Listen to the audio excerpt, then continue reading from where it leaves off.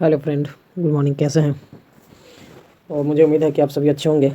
मैं फिर आज आपके लिए क्लास 10th एनसीईआरटी बुक का चैप्टर 3.3 का दो चर वाले रैखिक समीकरण युग्म का क्वेश्चन नंबर 3 का दूसरा क्वेश्चन लेकर के उपस्थित हुआ हूँ।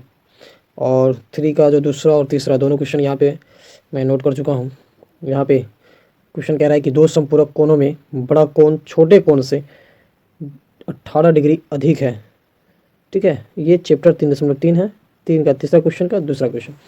क्या आप क्वेश्चन रीडिंग करेंगे फिर से आप। दो संपूरक कोणों में बड़ा कोण छोटे कोण से 18 डिग्री अधिक है, तो उन्हें ज्ञात करना है कि वह जो कोण है, दोनों संपूरक कोण का माप कितना होगा। ठीक है, अगर अभी तक मेरे चैनल को आप सब्सक्राइब नहीं किए, मेरे चैनल पे नए हैं तो प्लीज़ मेरे चैनल को सब्सक्राइब करें, वीडियो को लाइक करें और दोस्तों तक शेयर करने की कोशिश करें। ठीक है, और बेल के आइकन को प्रेस करें। देखिए क्वेश्चन कैसे सॉल्व होगा। दो संपूरक कोणों में बड़ा कोण, तो एक छोटा और एक बड़ा होगा, तो इसमें लिखेंगे माना कि बड़ा कोणों का माप, बड़ा कोणों की माप यानी पहली कोण या बड़ी कोण, दोनों में से कुछ भी लिख सकते हैं। पहली कोणों की माप x डिग्री तथा दूसरे कोण की माप बराबर y डिग्री, ये मान लिए। क्योंकि दो संपूरक कोण है, दो संपूरक कोण जब आपस में मिलता है तो 180 डिग्री होता है उसका योग। ठीक है, तो दो संपूरक कोणों में पहली कोण x डिग्री, दूसरी कोण y डिग्री है। तो प्रश्न से कह रहा है कि दो कोणों में बड़ा कोण छोटे कोण से 18 डिग्री अधिक है। तो इसमें बताना यह है कि माना कि पहला कोण x डिग्री तथा दूसरी कोण y डिग्री, और ये x और y, ठीक है, x और y, ये दो कोणों की माप हम जो है अपने अनुसार मान लिए हैं। तो कह रहा है कि दो संपूरक कोणों में बड़ा कोण, मतलब जो बड़ा कोण है छोटा कोण से क्या है 18 डिग्री अधिक है, तो इसलिए लिखते हैं y से ये x कितना होगा 18 डिग्री अधिक होगा। और दोनों को जब हम बराबर करेंगे तो x तो y से पहले से 18 डिग्री अधिक है, तो अब जो है 18 अधिक था, तो अब क्या हो गया y में 18 जोड़ेंगे तब तो दोनों बराबर हो जाएगा, तो y प्लस 18 लिख देंगे। ठीक है, ये समीकरण हो जाएगा एक। अब पुनः दूसरा ये कह रहा है कि दो संपूरक कोण कह रहा है, दो संपूरक, तो एक x माने है दूसरा y, तो दो संपूरक कोणों का योग 180 डिग्री होता है, तो इसलिए x प्लस y बराबर 180 डिग्री। अब ये समीकरण 2 तैयार कर लेंगे हम। ठीक है, समीकरण 2 हो जाएगा। अब इसमें करना ये है कि यहाँ पे संपूरक कोण, तो समझ गए कि दोनों कोण संपूरक में जो दो कोण होता है उसका योग 180 डिग्री, और जो पूरक कोण होता है उसमें दोनों कोणों का योग जो होता है 90 डिग्री होता है। कितना होता है 90 डिग्री। तो यहाँ पे संपूरक कोण है, इसलिए x प्लस y बराबर 180 डिग्री ले लिए। ठीक है, ये समीकरण 2 हो गया। अब क्या करना है, इस दोनों समीकरण को हल करना है। क्या करना है, दोनों समीकरण को फिर से समझेंगे कि एक पहला कोण दूसरे कोण मतलब बड़े कोण से 18 डिग्री अधिक था, तो छोटा कोण y डिग्री था, तो y से तो पहले से ज्यादा था x डिग्री, लेकिन बराबर हमको करना था क्योंकि समीकरण बनाना है इसको। ठीक है, दो चर वाले रैखिक समीकरण, तो दो चर वाले रैखिक, तो x और y दो चर माने हैं, वह जो है पहला जो इसमें दिया हुआ है कि x बड़ा कोण लिख दिए। अब बड़ा कोण जो है छोटे कोण से 18 डिग्री अधिक था, इसलिए छोटा कोण को बड़ा के बराबरी में करने के लिए 18 उसमें जोड़ना पड़ता, इसलिए उसमें क्या कीजिए x के बराबर में क्या हो गया y प्लस 18। ठीक है, ये समीकरण 1 हो गया, और x बराबर y प्लस 18, ये समीकरण 1। और दूसरा नीचे देखेंगे आप, ठीक है, उसी के नीचे x बराबर y प्लस 18 के नीचे x प्लस y बराबर 180 डिग्री, ये समीकरण 2। आप लिखना है कि x का मान समीकरण 2 में रखने पर x का जो मान है समीकरण 2 में देखिए, x का मान y प्लस 18 है, तो 2 में रखेंगे तो वो दो समीकरण को लिखना पड़ेगा, x plus y equal to 180 degree, और y बराबर x बराबर क्या है y प्लस 18, तो नोट कर दिए। अब प्लस y का y बराबर 180 डिग्री। अब क्या करेंगे, y और y 2y हो जाएगा, 2y plus 18 equal to 180 degree. अब यहाँ पे 2y प्लस 18, ठीक है, 18 जो प्लस में था साइड चेंज होगा तो माइनस में चले, प्लस माइनस में और माइनस प्लस में। ठीक है, तो प्लस 18 चल जाएगा, जैसे साइड होगा तो चेंज माइनस में चल जाएगा, इसलिए 180 माइनस 18 हो जाएगा। तो 2y इक्वल टू 180 माइनस 18, तो 10 में 60 घटेगा 2, ठीक है, 7 में से घट गया 6, 1 1, तो 162। इसलिए अब जो है y बराबर हो जाएगा 162। ठीक है, 162 बट्टा y के गुणांक में 2 था, साइड चेंज करेंगे क्योंकि y का मान निकालना है, तो y को छोड़ करके जो अंक है उसको साइड चेंज करा देंगे, तो 2 गुना में था, यहाँ भाग में आ जाता, तो 2 से काटेंगे, 2 8 16, 2 एकम 2। ठीक है, तो y का मान कितना आ गया 81, y का मान आ गया 81। तो ये जो दूसरा कोण जो था छोटा कोण वो कितना डिग्री है 81 डिग्री है, इसलिए लिखेंगे कि y बराबर 81 डिग्री। अब y का मान समीकरण 1 में या 2 में किसी में रख सकते हैं, तो 1 में रखने पर, ठीक है, क्योंकि y का कंफर्म वैल्यू निकल गया और x का हमको पहले जो वैल्यू था वह x का कंफर्म वैल्यू नहीं था, इसीलिए हम x का कंफर्म वैल्यू निकालने के लिए y का मान जो है x वाले समीकरण में डालना पड़ेगा, यानी 1 में डालेंगे। और जब एक में डालेंगे तो एक समीकरण को लिखना पड़ेगा। तो एक समीकरण x बराबर y प्लस 18, तो x के जगह पे जो है अब हमको क्या करना है, कुछ भी नहीं बल्कि y के स्थान पे हमको मान आ गया 81 प्लस 18, तो 18, x बराबर 18 और 81, 8 1 9, 8 1 9, 99। तो x बराबर कितना डिग्री आ गया, 99 डिग्री, x बराबर 99 डिग्री। अब यहाँ देखेंगे आप कि x का मान जो है 99, तो बड़ा कोण जो माने थे हम वो क्या था, x डिग्री, तो x डिग्री बराबर कितना आ गया 99, तो x बराबर 99 डिग्री। और छोटा कोण जो माने थे y, तो y की जगह पे कितना आ गया 81, y की जगह पे हो जाएगा y बराबर आ गया 81, ठीक है। तो ये छोटा कोण 81 देख रहे होंगे आप कि बड़ा कोण 99 और छोटा कोण 81 है, तो क्या यह जो छोटे कोण से बड़ा कोण जो है 18 डिग्री अधिक है या नहीं, क्योंकि 81 छोटा है, तो 81 में जब 18 जोड़ेंगे तब ना बड़का कोण 99 हो जाएगा। तो प्रश्न में कहा था कि छोटे कोण से बड़ा कोण 18 डिग्री अधिक है, ठीक है, 18 डिग्री अधिक है, इसीलिए 81 से अधिक 99 है 18, ठीक है। और ये दोनों संपूरक कोण यानी दोनों को जोड़ेंगे तो 180 डिग्री होना चाहिए, जो 180 डिग्री हो जाएगा। घटाने पे 18 डिग्री का अंतर होना चाहिए और जोड़ने पे 180 डिग्री, ठीक है। तो आई होप आपको समझ में आया होगा। और जैसा कि आप यहाँ भी देख रहे हैं, तो अभी मैं आपके लिए जो है जस्ट क्वेश्चन नंबर 3 लेकर के उपस्थित हो रहा हूँ। देखेंगे क्वेश्चन नंबर 3 में क्या कह रहा है। क्वेश्चन नंबर 3 में कह रहा है कि एक क्रिकेट टीम, ठीक है, अभी क्वेश्चन नंबर 2 बनाया है, तीसरा 3.3 का एक्सरसाइज 3.3 का तीसरा का दूसरा क्वेश्चन। अब तीसरा का दूसरा क्वेश्चन जो सॉल्व किया है उसके बाद तीसरा क्वेश्चन का दूसरा मतलब 3.3 एक्सरसाइज 2 कहते हैं चर वाले रैखिक समीकरण युग्म का तीसरा क्वेश्चन 3.3 चैप्टर के तीसरा का तीसरा बनाने जा रहा है। जैसे क्वेश्चन कह रहा है कि एक क्रिकेट टीम, ठीक है, एक जो क्रिकेट टीम है उसके कोच में 70 बल्ले तथा 70 बल्ले नहीं है, 7 बल्ले तथा 6 गेंद 3800 रुपये में खरीदा गया है। और उसी टीम के, ठीक है, वही आदमी जो है बाद में जो है 3 बल्ले और 5 गेंद 1750 रुपये में खरीदा। तो कारण बताइए कि प्रत्येक बल्ले और गेंद का मूल्य क्या होगा।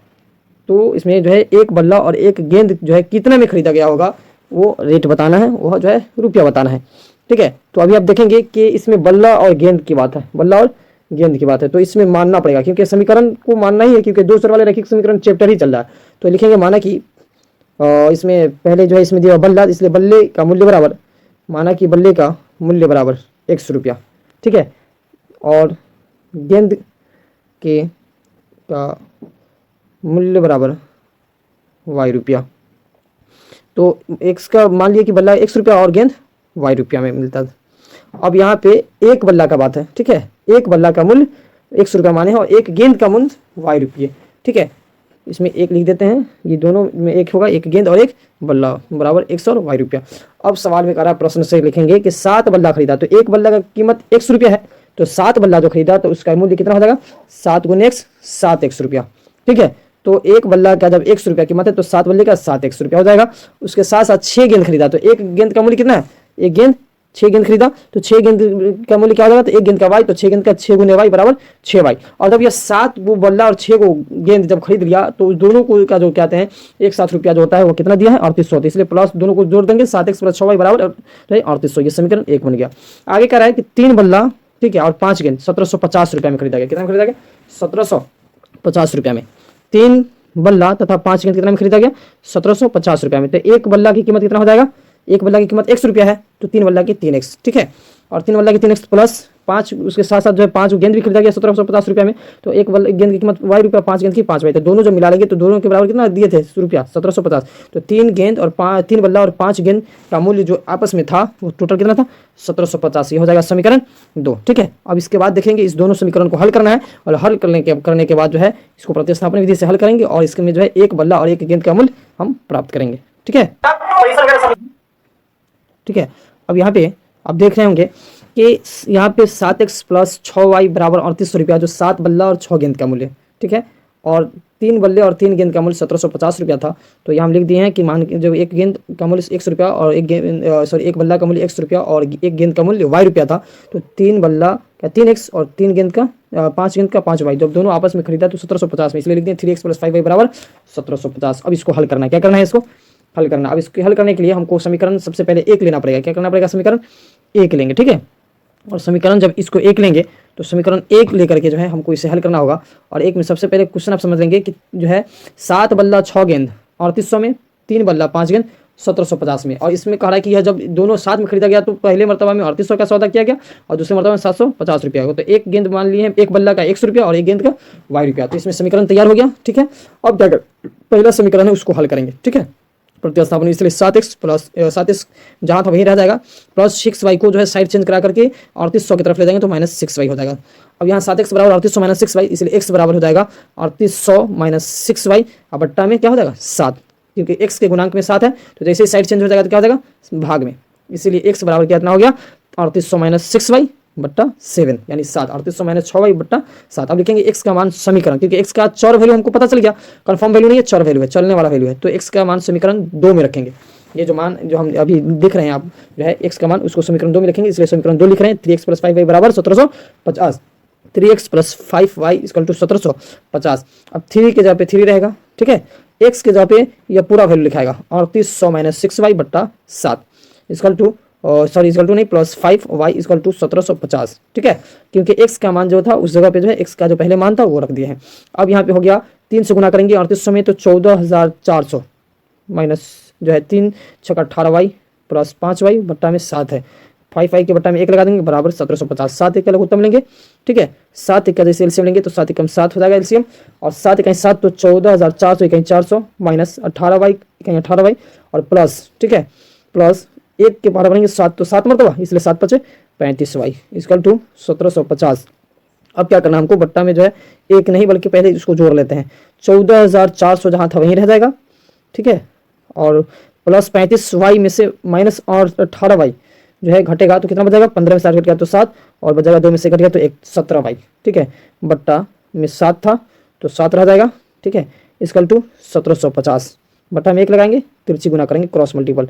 अब यहाँ देखेंगे क्रॉस मल्टीपल करेंगे तो क्रॉस मल्टीपल करने में, ठीक है, क्रॉस मल्टीपल करने के लिए यहाँ पे कुछ लिखा हुआ था इसे मिटा दिए, क्रॉस मल्टीपल करने के लिए 1 से जो गुना करेंगे, ठीक है, 1 से 14400 में गुना करेंगे तो 14400 इकाई 400 14400 माइनस जो है 17y इकाई 17y इक्वल टू 1750 में गुना करना है 7 से तो 7 0 0 7 पचे 35 5 हाथ में 3 और 7 से क्या हैं और 7 से अब उसके बाद गुना हो जाएगा 7 से 49 3 52 के साथ में 5 7 7 5 जो है 7 इकाई 7 सॉरी फिर से गुना कर देंगे 7 0 0 7 पचे 35 5 में 3 7 7 49 और 3 हो जाएगा 52 और 7 इकाई 7 5 12, ठीक है।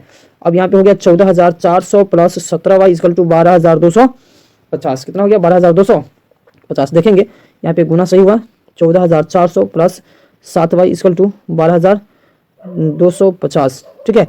अब यहाँ पे 12250 हो गया, अब प्लस 17y है, क्या है plus 17y, 14400 plus 17y equal to 12250, ठीक है। अब यहाँ पे देखेंगे एक मतलब चेक कर लेते हैं, 3 से गुना करने पे 3 0 0 3 0 0 3 8 24 4 में 3 3 9 3 8 24 3 3 3 9 2 11 होता है, सॉरी मिस हो गया, यहाँ पे 14000 नहीं बल्कि 11400 होता है, ठीक है। अब यहाँ पे क्रॉस मल्टीपल करने में भी क्योंकि गुना देख लेंगे 3 0 0 3 0 0 3 8 3 3 9 2 11, इसलिए हो जाएगा 17y equal to 12250 minus plus में था 11400 उधर चल जाएगा, साइड चेंज करेंगे तो माइनस 11400 जो नोट है 17y इक्वल टू 0 में से घट गया 0 10 में से 5 घट गया 5 बचेगा, यहाँ पे 2 में से 4 नहीं घटेगा तो बचेगा कितना 12 चल गया 8 और बचेगा 11 11 एक में से जो है एक में से घट गया एक में से घट गया बचेगा यहाँ पे 17y इक्वल टू 00850। अब यहाँ पे 17y बराबर 850 है, इसलिए y बराबर हो जाएगा 850 बटा 17 का भाग देंगे तो 17 से 50 मतलब y बराबर कितना आ गया 50, ठीक है। तो अब यहाँ पे लिखेंगे कि जो है y बराबर 50, तो इसे y का मान तो निकल गया, तो इसलिए लिखेंगे y का मान समीकरण 1 में, क्योंकि x का मान अभी हमको कन्फर्म वैल्यू निकालना बाकी है, ठीक है। अब x का कन्फर्म वैल्यू निकालेंगे तो इसमें लिखेंगे x का मान समीकरण 1 में, समीकरण 1 में डालने पे तो समीकरण 1 लिख दिया 7x प्लस 6y बराबर 3800, 7x प्लस 6y के स्थान पे कितना हो जाएगा 50 बराबर 3800 बराबर यहाँ का छीन देंगे 7x प्लस 6 35 300 बराबर 3800, 7x प्लस क्या हटा के प्लस 30 को साइड चेंज करा देंगे तो प्लस में इधर 300 तो उधर साइड चेंज जाएगा तो 3800 की तरफ जाएगा तो माइनस 300, इसलिए यह 7x बराबर 3800 में से 300 कटेगा तो 3500, तो x बराबर x के गुणांक में 7 था 7 से काट देंगे 7 पचे 35 500, तो x बराबर कितना आ गया 500, ठीक है। तो x बराबर 500 आ गया, तो बल्ला का मूल्य जो हम माने थे एक बल्ले का मूल्य 100 रुपया, तो x बराबर 100 रुपया तो x बराबर कितना आ गया 500, इसलिए एक बल्ला का मूल्य कितना हो गया 500 रुपया, ठीक है। एक बल्ले का मूल्य 500 और एक गेंद का मूल्य माने थे, एक गेंद का मूल्य y रुपया माने थे, तो y का मान कितना आ गया 50, तो एक गेंद कितना रुपया मिला था 50 रुपया, ठीक है। तो आंसर मिलाएंगे अपने बुक में, आई होप देखने रहे होंगे आप, जो भी मेरा वीडियो देखें वो आपको पूरा समझ में आया होगा, और आप क्वेश्चन को देखें और उससे समझें, फिर उसके बाद जो है नोट करें। आप जो है क्वेश्चन को बार बार पढ़ेंगे तब आपको समझ में आएगा, ठीक है। क्वेश्चन पढ़ रहे हैं कि 7 बल्ले 6 गेंद 3800 में था, और 3 बल्ले 5 गेंद 1750 रुपये में। तो यहाँ पे 7 बल्ले 6 गेंद, ठीक है। समीकरण में जैसे इसको कहते हैं कन्वर्ट किए हैं, तो 7x + 6y बराबर 3800, और 3 बल्ले और 5 गेंद को जैसे कन्वर्ट किए हैं xy मान करके बल्ला और गेंद का मूल्य, तो यहाँ पे आ गया है इस तरीके से समीकरण 2, और इसको हल किए तो आ गया बल्ला का मूल्य 500 और गेंद का मूल्य 50 रुपया, ठीक है। आई होप, मुझे उम्मीद है कि आप जो है अगर पूरा वीडियो मेरा वॉच किए होंगे, देखे होंगे, तो आपको जो है वीडियो देखने में, क्वेश्चन को बनाने में आगे कोई प्रॉब्लम नहीं होगा, ठीक है। और आप जो है मेरे वीडियो पे अगर मेरे चैनल पे नए हैं तो वीडियो को लाइक करें, चैनल को सब्सक्राइब करें, और अपने दोस्तों तक वीडियो को शेयर करने में मदद करें, ठीक है। आप जो है किसी भी तरीके की आपको परेशानी हो तो मेरे कमेंट बॉक्स में कमेंट करें, और मेरे